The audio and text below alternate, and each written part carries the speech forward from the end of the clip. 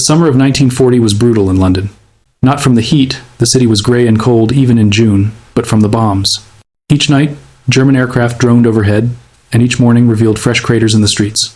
But inside the war rooms beneath Whitehall, the men who ran the British Empire knew a terrifying secret that they dared not whisper to the public. Britain was going bankrupt. The maps on the walls still showed a vast empire painted in pink, a tapestry stretching across Africa, Asia, and the Pacific. From their desks, these men commanded a quarter of the world's population, controlled the world's reserve currency, and lorded over the greatest navy ever assembled. To the public, Britain was still mighty, still dominant, still the empire upon which the sun never set. But the numbers and records told a different story. In a small office thick with cigarette smoke, a Treasury official named Edward sat hunched over spreadsheets that made his hands tremble. Britain's gold reserves were hemorrhaging. The war was costing £10 million per day, money Britain didn't have. The overseas investments that had made Britain rich for a century were being sold off at fire sale prices. American weapons, Canadian wheat, Argentine beef, all of it had to be paid for in dollars or gold, and Britain was running out of both. Edward looked at the projections and saw the abyss. By his calculations, Britain had perhaps 6 months before it would be completely, utterly, devastatingly broke. The greatest empire in history was on the verge of bankruptcy, and the Germans didn't even know it. If they did, they would simply wait. Britain would collapse from within. He wondered if anyone beyond these walls understood what was coming. He doubted it. How could they? The newspapers still spoke of British resolve, British strength, British determination. No one spoke of British insolvency. But one man did understand, and he was about to perform a delicate and humiliating dance that would change the course of history. To understand how the world's wealthiest empire reached this point of destitution, we have to look at what India represented to Britain and what Britain was about to do to survive. In 1939, India was the jewel of the British Empire, and the jewel was extraordinarily valuable. The subcontinent produced rubber for tires, jute for sandbags, steel for weapons, cotton for uniforms, and tea for morale. Its factories hummed with textile production. Its fields grew enough rice to feed armies. Its 400 million people represented the largest captive market any colonial power had ever controlled. More importantly, India had money. Real money. The Reserve Bank of India held substantial gold reserves and sterling balances. Indian merchants and princes had grown wealthy trading within the empire. The colonial government collected taxes efficiently and brutally. India wasn't just a colony, it was a functioning economy that generated enormous wealth, most of which flowed back to London. The British assumed this would continue forever. They believed their control was absolute, their system unshakable. They told themselves that India needed Britain more than Britain needed India, that the empire was a partnership, that colonial rule was a civilizing mission rather than organized theft. They were wrong about almost everything except one thing. When the war came, they would need India desperately, and they would take everything. In September 1940, a man stepped off a ship in New York Harbor carrying the fate of Britain in his briefcase. His name was John Maynard Keynes, the most famous economist in the world, and he was going to America not as an intellectual, but as a supplicant. Keynes had been sent to beg. Britain needed money, vast oceans of money, and only America had that kind of money. But Americans were not sentimental about their cash, and the man Keynes had to convince was the coldest calculator of them all, Henry Morgenthau Jr., the U.S. Secretary of the Treasury. Morgenthau's eyes were ice when Keynes laid out Britain's case. Britain needed loans, needed weapons, needed supplies. Keynes spoke of democracy, of civilization, of the Nazi threat. Morgenthau listened, and then he did something that made Keynes's blood run cold. He demanded an audit. A complete audit. Every asset Britain owned, every investment, every gold bar, every overseas holding. Morgenthau wanted to know just exactly how broke Britain really was. He wanted to make sure they weren't hiding any money, weren't holding anything back. Because Morgenthau understood something that Keynes hoped to conceal. You can't get favorable terms from a creditor who knows you're desperate, and Britain was beyond desperate. The audit revealed the full scope of Britain's collapse. The gold was nearly gone. The dollar reserves had evaporated. The overseas investments were being liquidated in a fire sale that would make future generations weep. Britain was selling its birthright for survival, and Morgenthau knew it. But America had a condition, a clause that would be buried in what became known as the Lend-Lease Agreement. It was called Article 7, and it was, well, to put it cutely, destruction lazed in ink and made permanent on paper.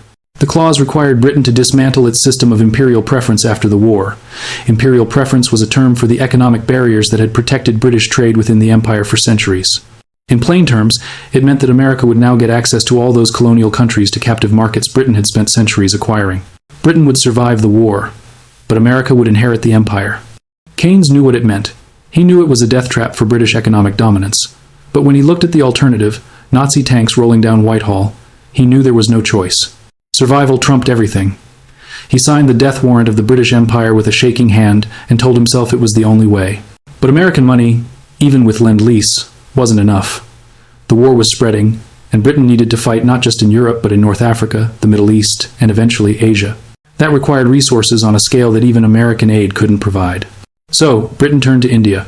In the treasury offices in Delhi, Rajesh Mehta watched the requisitions flood in. 50,000 tons of rice, steel, cotton, rubber, leather, jute. The orders came daily, sometimes hourly, marked urgent, marked critical, marked essential to the war effort. And in the payment column, always the same word, sterling. Rajesh understood accounting. He had studied at Cambridge, had worked in the Indian civil service for 15 years. He knew what sterling balances meant. They were IOUs, promissory notes that India would be paid later, after the war, in British pounds. But as the balances mounted, Rajesh began to understand something else. They were never going to be paid. There was never any plan for these gold bars to be refunded. The British were printing rupees to pay for the war effort in India, but those rupees weren't backed by gold or by taxes. They were backed by promises deposited in London.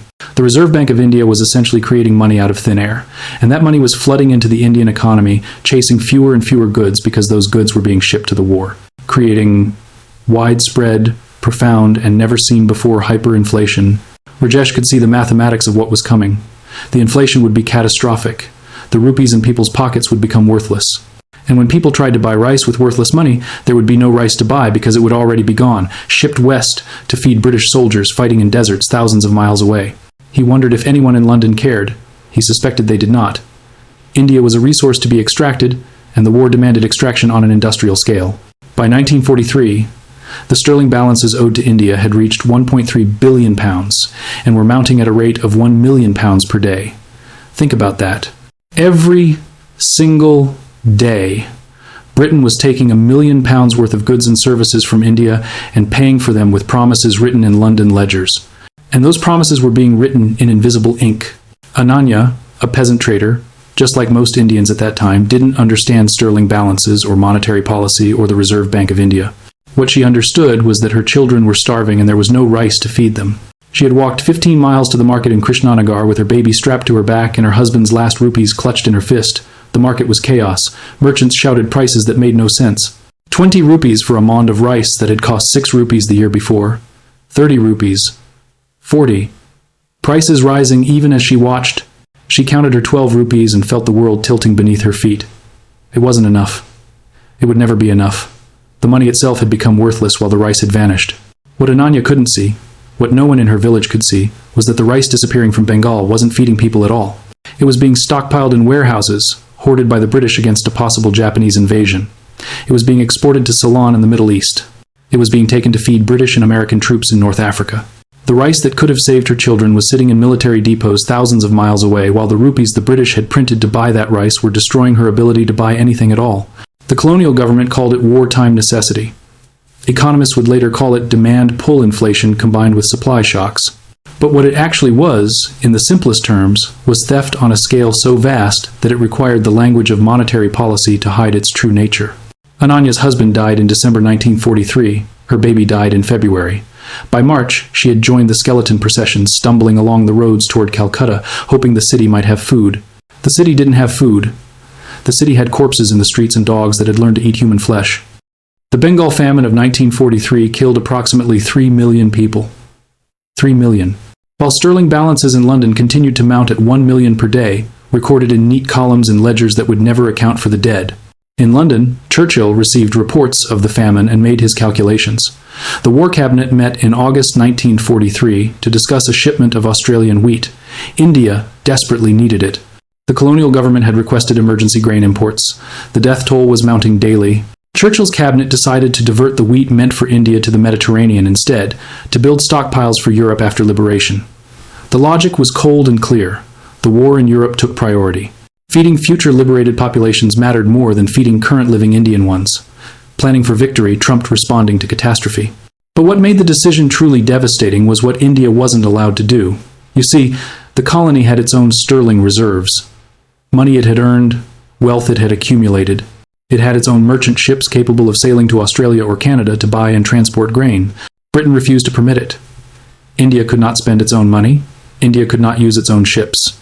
The resources sat locked in London while people starved in Bengal, because allowing India to act independently would set a dangerous precedent. It would acknowledge that India had the right to prioritize its own survival over imperial interests. And that was a precedent the empire could not afford, even as 3 million of its subjects died. The war had to be won. That was what mattered. The cost in Indian lives was unfortunate but necessary. The sterling balances would be sorted out later, after victory, after survival, after Britain could breathe again. If Britain could breathe again, the war ended in 1945 with ticker-tape parades and kissing in Times Square and pure, unadulterated joy flooding through London's bomb-scarred streets. Britain had survived. Britain had won. But across the Atlantic, in Washington's cold bureaucratic offices, there was no sentimentality. There was only arithmetic. And the arithmetic was brutal. Britain owed the United States $4.33 billion under Lend-Lease, money that had to be repaid with interest under commercial terms. American aid stopped 7 days after Japan surrendered. 7 days. The cutoff was so sudden, so brutal, so immediate that British ships already in transit had to turn around. Britain had burned through its gold reserves, liquidated its overseas investments, mortgaged its future, and now it was being presented with a bill it couldn't pay. In India, the sterling balances had reached £3.48 billion by 1946, nearly 40% of all sterling balances owed by Britain worldwide. That was real money representing real goods that had been extracted from a colonized people during the worst famine in Indian history. India expected to be paid. India needed to be paid. The new independent government, which took power in 1947, needed those sterling balances to build the nation, to import machinery, to buy food, to compensate for decades of colonial extraction. But Britain had a different plan. In 1948, in an office in London, British negotiators sat across from Indian representatives and explained why Britain could not, would not, repay the sterling balances in full. Britain was broke, they said. The war had exhausted them. Full repayment was impossible. They proposed pragmatic solutions: partial cancellation of the debt, extended repayment terms spread over decades, appeals to Commonwealth solidarity, reminders of shared sacrifice. What they didn't say was that Britain had already decided how much of India's money would simply disappear. The Indian negotiators argued. They pleaded. They reminded the British that Indian soldiers had fought and died for the empire, that 3 million Indians had starved while their grain fed British troops, that the sterling balances were not gifts but debts, legally owed, morally owed, owed in blood. The British listened with cold eyes and made their calculations. Then came the terms that would trap India for decades. Britain announced that the sterling balances would be blocked, frozen in London under British control. This wasn't wartime emergency policy anymore. This was post-independence financial imprisonment. India had finally won its freedom. It had its own government, its own flag, its own future to build. And it had $3.48 billion in sterling balances, money earned through famine and extraction and death, sitting in London banks. Money that should have been available immediately to import machinery from America, to buy wheat from Canada, to rebuild a nation devastated by centuries of colonial rule.